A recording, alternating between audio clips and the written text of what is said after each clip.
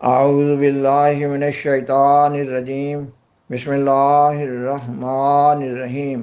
سامعین و ناظرین کرام، السلام علیکم ورحمۃ اللہ وبرکاتہ۔ سیدنا حضرت محمد رسول اللہ خاتم الانبیاء صلی اللہ علیہ وآلہ وسلم فرماتے ہیں، حب الوطن من الایمان، اپنے وطن سے محبت ایمان کا حصہ ہے۔ احمدی لوگ اپنے وطن سے محبت رکھتے ہیں، اپنے وطن کے استحکام اور خوشحالی اور امن و سلامتی کے لیے دعائیں کرتے ہیں۔ خاکسار اپنا یہ پروگرام پاکستان کے وسیع تر مفادات کے لیے پیش کر رہا ہے۔ شاید خاکسار کی آواز پاکستان کے ارباب اختیار و اقتدار میں سے کسی ایک ذمہ دار تک کبھی نہ کبھی پہنچ ہی پائے، اور شاید کسی پہلو سے بہتری کا کوئی پہلو نکل آئے۔ سامعین و ناظرین کرام، اس وقت پاکستانی قوم انتہائی گہری دلدل میں پھنس چکی ہے۔ چند دن پہلے کی بات ہے، پاکستان کے وزیر اعظم شہباز شریف نے ایک میٹنگ میں کہا کہ پاکستان معاشی اعتبار سے گمبھیر مسائل کا شکار ہے، اور پھر مولوی فضل الرحمان سے مخاطب ہوئے اور کہا کہ پچھلی دفعہ ایسے حالات تھے اور مولانا نے پھونک ماری تھی، اب بھی مولانا پھونک ماریں تو پاکستان مسائل سے نکل آئے۔ وزیر اعظم کی اس بات پر خاکسار کو ایک لطیفہ یاد آ گیا۔ اس وقت پاکستان کی حالت اس مشہور لطیفے کی سی ہے۔ چند سال پیچھے لوٹ جائیں، جب گاؤں کے ماحول میں بار برداری کا بڑا ذریعہ پرانی طرز کے گڈھوں اور ریڑوں کا استعمال ہوتا تھا۔ ان گڈھوں اور ریڑوں وغیرہ کو بیل اور بھینسیں وغیرہ کھینچتے تھے۔ راستے بھی عام طور پر کچے ہوا کرتے تھے۔ بارش کی وجہ سے راستے خراب ہو جاتے تھے، کیچڑ اور دلدل بہت زیادہ ہو جاتی تھی، گڈھے اور ریڑے گہری دلدل میں پھنس جاتے تھے۔ تب ان گڈھوں اور ریڑوں کو دلدل سے نکالنے کے لیے گاؤں کے نسبتاً زیادہ صحت مند طاقتور بیل یا بھینسے سے کام لیا جاتا تھا۔ ایک واقعہ اس طرح بیان کیا جاتا ہے کہ کوئی گڈھا گہری دلدل میں پھنس گیا۔ ایک سکھ سردار سے فرمائش کی گئی کہ وہ اس پھنسے ہوئے گڈھے کو دلدل سے نکالنے کے لیے اپنا بھینسا دے۔ اس سکھ سردار نے اپنا بھینسا دے دیا، اور ساتھ ہی وہ سکھ سردار اپنے گرو کا نام جپنے لگے کہ میرے گرو کے نام کی برکت سے گڈھا اس دلدل سے نکل آئے۔ سکھ سردار کے طاقتور بھینسے نے بہت زور مارا، مگر گڈھا دلدل سے نہ نکل پایا۔ اب سکھ سردار اپنے بھینسے کو تو کمزور ماننے کے لیے تیار نہ تھے، اور کہنے لگے کہ ساڈا گرو کھوبے دا پیڑا ہے۔ یہی حال شہباز شریف کا ہے۔ ان لوگوں نے عمران حکومت کے خلاف مہنگائی مکاؤ مہم چلائی تھی، اور حکومت میں آتے ہی یہ لوگ عوام کو بھول گئے، اپنے خلاف اربوں کی کرپشن کے کیسز بند کروائے، کرپشن کی نئی راہ کھولی، یہ کہ 50 کروڑ روپیہ تک کی کرپشن پر نیب کا ادارہ ایکشن نہ لے سکے گا۔ ان حالات میں پاکستان مسلسل مزید گہری دلدل میں دھنستا چلا جا رہا ہے۔ انصاف پسند تبصرہ نگاروں نے اپنے خدشات کا اظہار کیا ہے کہ اس حکومت کی سرپرستی میں پاکستان سے ڈالر بیرون ملک اسمگل کیا جا رہا ہے، اور سیلاب زدگان کی مد میں آنے والی اربوں ڈالر کی امداد کی خرد برد کی جا رہی ہے۔ عوام الناس بالخصوص سیلاب زدگان انتہائی دکھ اور مصیبت میں گرفتار ہیں۔ موجودہ حکومت نے اپنی غلطیوں کو چھپانے کے لیے مفتاح اسماعیل کو بدل کر اسحاق ڈار کو وزیر خزانہ بنایا، مگر حالات بدتر سے بدتر ہوتے جا رہے ہیں۔ اب وزیر اعظم شہباز شریف نے اپنی غلط پالیسیوں کی پردہ پوشی کے لیے اور اسحاق ڈار کی نااہلی کو چھپانے کے لیے قوم کو ملا فضل الرحمان کی پھونکوں کی قبولیت کے انتظار میں لگا دیا ہے۔ خاکسار بیان کرتا ہے کہ پاکستانی قوم جس دلدل میں پھنس چکی ہے، اب وہاں سے نکلنا امر محال ہے۔ کسی سیاسی لیڈر کا کوئی ٹوٹکا یا پیر فقیر کی کوئی پھونک پاکستان کو اس دلدل سے نہیں نکال سکتی، جبکہ بدقسمتی تو یہ بھی ہے کہ موجودہ حکومت خود چور ہے۔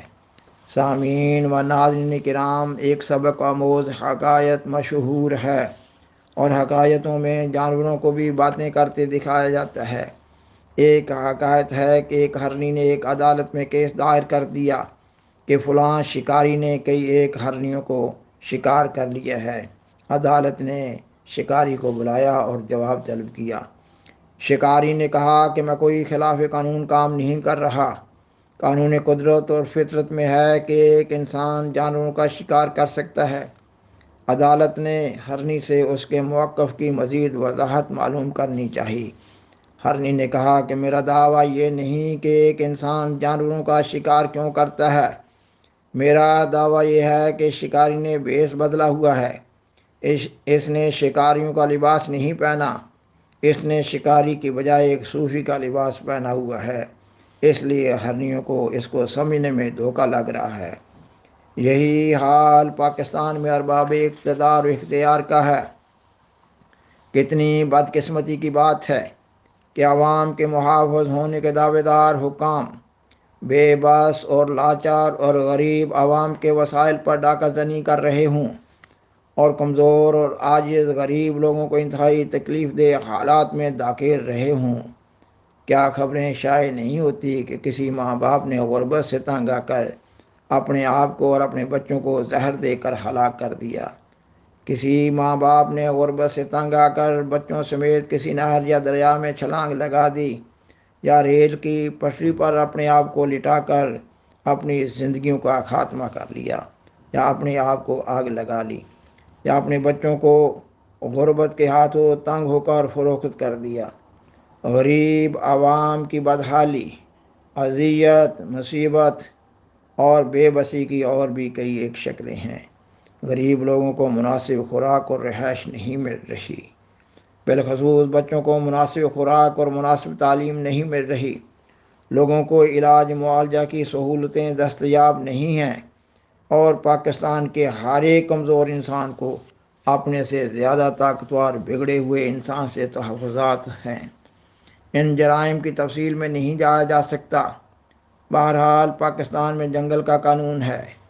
ہرنی والی بیان کردہ حقائق میں تو ہرنی کو عدالت میں اپنا موقف پیش کرنے کا موقع دے دیا گیا، مگر پاکستان میں حکام وقت کی شکایت کرنے اور حکام وقت کے خلاف آواز اٹھانے کا حق بھی چھین لیا گیا ہے۔ گزشتہ دنوں کئی دفعہ ARY چینلز کو بند کیا گیا، صحافیوں کے خلاف 15 16 FIRs کاٹی گئیں، صحافیوں کو اٹھایا گیا، ان کو عقوبت خانوں میں مارا پیٹا گیا، ننگے کر کے اذیت ناک سزائیں دی گئیں۔ صحافی تو نسبتاً زیادہ پڑھے لکھے لوگ ہوتے ہیں، کیا حکام وقت کی طرف سے ان صحافیوں سے بات چیت نہ ہو سکتی تھی، یا عدالتوں میں قانون کے مطابق ان کے جرائم کو زیر بحث نہیں لایا جا سکتا تھا؟ کئی ایک صحافی ملک چھوڑ چکے ہیں۔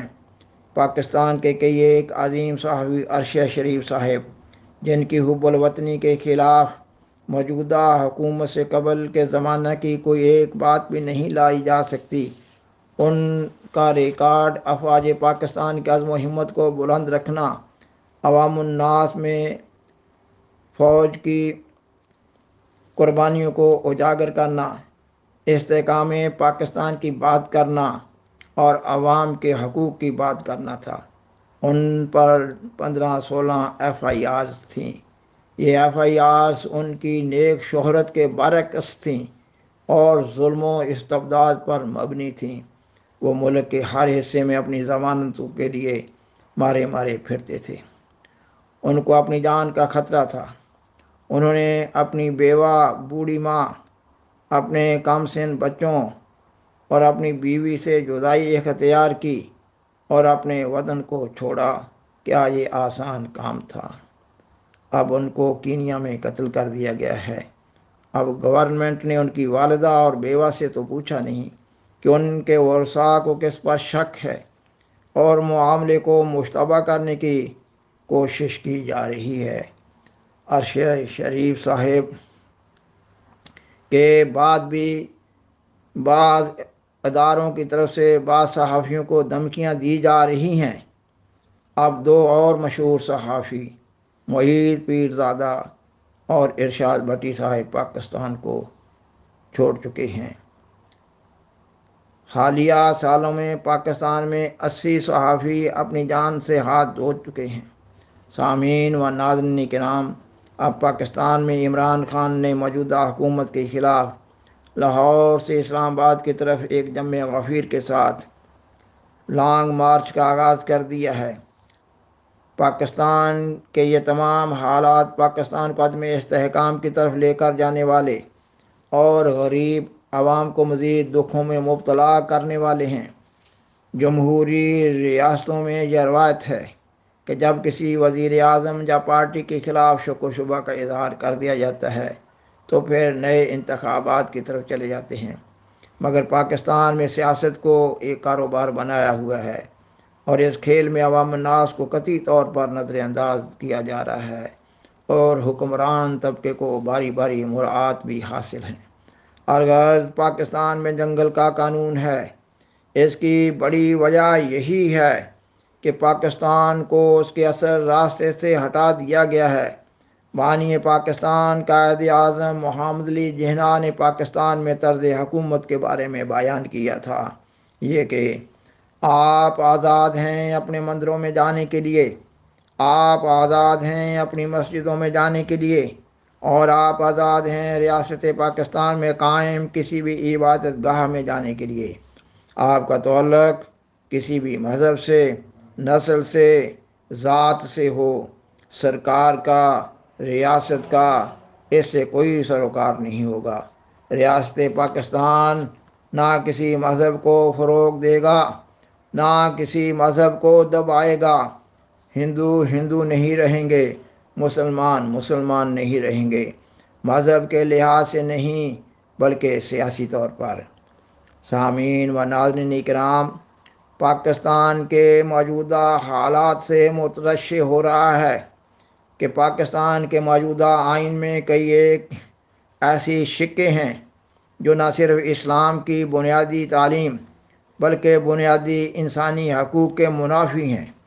ضرورت اس بات کی ہے کہ کوئی ایسی قومی حکومت تشکیل دی جائے جو پاکستان کے موجودہ حالات کا جائزہ لے کر نہ صرف پاکستان کے آئین میں مناسب ترامیم کرے بلکہ پاکستان کے ہر محکمے اور ہر ادارے کے قانون کا بھی گہرائی میں جائزہ لے۔